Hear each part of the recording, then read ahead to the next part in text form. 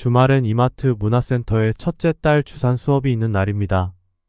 온 가족이 출동합니다. 수업을 마치면 장을 보거나 바깥 나들이를 갑니다.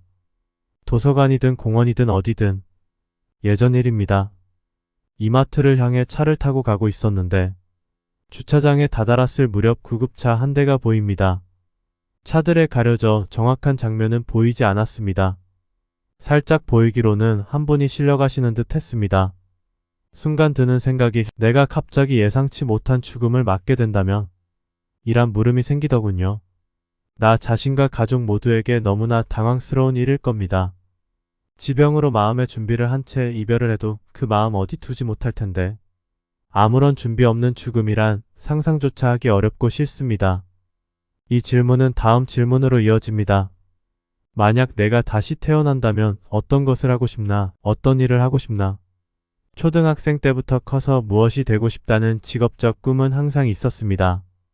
저학년 땐 축구를 워낙 좋아해 축구부에 들어 학교 대표로 고학년이 되기 전까지 몇 년 뛰었습니다. 당연히 축구선수, 국가대표 선수가 되는 것이 꿈이었습니다. 고학년이 되어 자연스럽게 일반 학생으로 돌아왔습니다. 아마 저보다 축구를 훨씬 잘하는 친구들이 많은 사실도 알게 되고 운동선수로 사는 것이 쉽지 않다는 생각에 접었던 것 같습니다. 중학생이 돼서는 농구를 좋아해 농구선수가 되거나 체육 선생님이 되는 게 꿈이었습니다. 대부분 남학생들이 그러하듯 체육 수업이 가장 즐거웠습니다. 고등학생 땐 가수가 되는 것이 꿈이었습니다.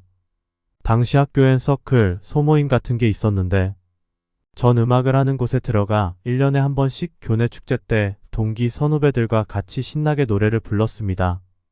고3 때인지 졸업하고 직후인지 공연을 할 수 있는 작은 실내 공간을 빌려 공연도 한 기억이 납니다. 이 추억은 아직도 떠올릴 때마다 제게 큰 힘을 줍니다. 대학생 때 교내 작은 가요제에 나가 2등인 은상을 받기도 했습니다.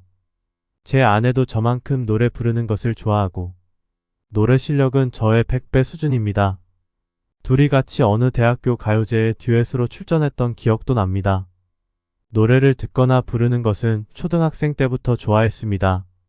서태지와 아이들, 듀스, 이승철 등. 제 기억으로는 누님이 이승철을 좋아해서 저도 꼬맹이 때부터 자연스럽게 이승철을 좋아했습니다. 물론 지금도 가장 좋아하는 가수 중 한 명입니다. 초중생 시절 소풍이나 수학여행을 가면 장기자랑으로 앞에 나가 노래를 불렀습니다. 가수가 되는 것은 쉽지도 않을 뿐더러 제가 그만한 깜냥은 아니라고 생각해 현실적인 직업을 찾아보았고 지금까지 수의사를 업으로 삼으며 살고 있습니다. 만약 운 좋게 가수가 되었다면 어떠했을까? 취미가 직업이 되면 장단이 분명히 있을 텐데 제겐 단점이 장점보다 크게 부각되어 꽤 힘들게 지냈을 것 같습니다. 좋아해서 취미 삼아 부르는 노래는 언제든 내가 부르고 싶을 때 부르고 싶은 노래를 부르면 되는 것이고 컨디션 난조로 노래가 잘 되지 않을 땐 안 부르면 그만입니다. 하지만 노래 부르는 것이 업이 된다면 상황은 전혀 달라집니다. 항상 최상의 노래를 부를 수 있는 컨디션을 유지해야 하고 내가 부르고 싶은 노래만 부를 수 없으며 내가 부르고 싶을 때만 부를 수도 없습니다. 유명세라도 치르면 타인의 지나친 관심은 즐거울 때도 있겠지만 큰 부담과 스트레스로 다가오지 않을까 싶네요. 덕업일치 자기가 열정적으로 좋아하는 것을 업으로 삼는 것. 분명 장단이 있으니 그 우열을 잘 살펴봐야 할 것입니다.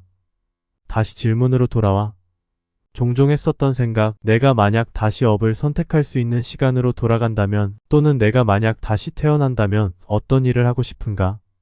초등학교 선생님이 되고 싶다. 우선 보람이 넘칠 것 같습니다. 초롱초롱한 아이들의 눈망울을 매일 보며 그들이 올바르게 성장하는 데 보탬을 줄 수 있다는 것은 큰 축복이라 생각합니다. 사명감과 책임감은 무겁겠지만요. 초등학교 선생님이 결코 만만한 직업은 아닐 겁니다.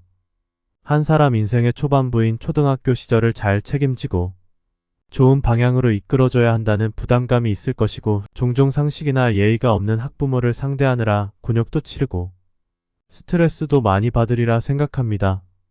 만약 초등학교 선생님 말고 다른 것도 고르라면 요즘에 드는 생각으로는 뭐가 되었든 프리랜서로 살아보고 싶습니다. 어디에 소속되어 구속받지 않고 일하는 대부분의 시간을 나 홀로 자유롭게 보낼 수 있는 업. 예를 들어 작가입니다. 뒤늦게 책과 친해지다 보니 늦게 배운 도둑이 날 새는 줄 모른다고. 책과 함께하는 삶을 살면 좋을 것 같습니다.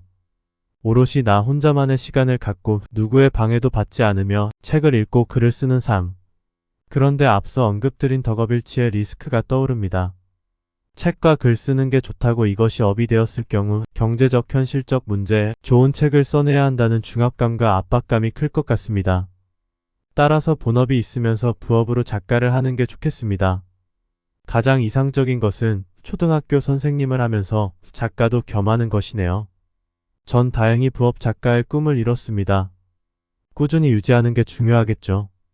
현실적으로 다시 태어날 수는 없으니 현재의 상황에서 어떤 게 최선일까를 항상 고민합니다. 다시 태어날 수는 없어도 다시 태어난 것처럼 앞으로 살 수는 있습니다.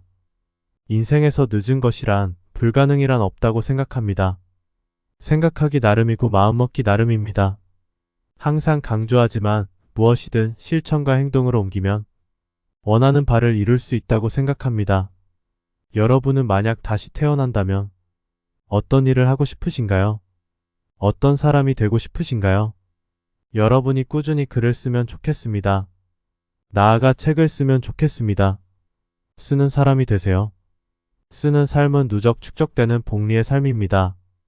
글 쓰는 수의사 투더문이었습니다. 같이 함께 멀리 갑시다.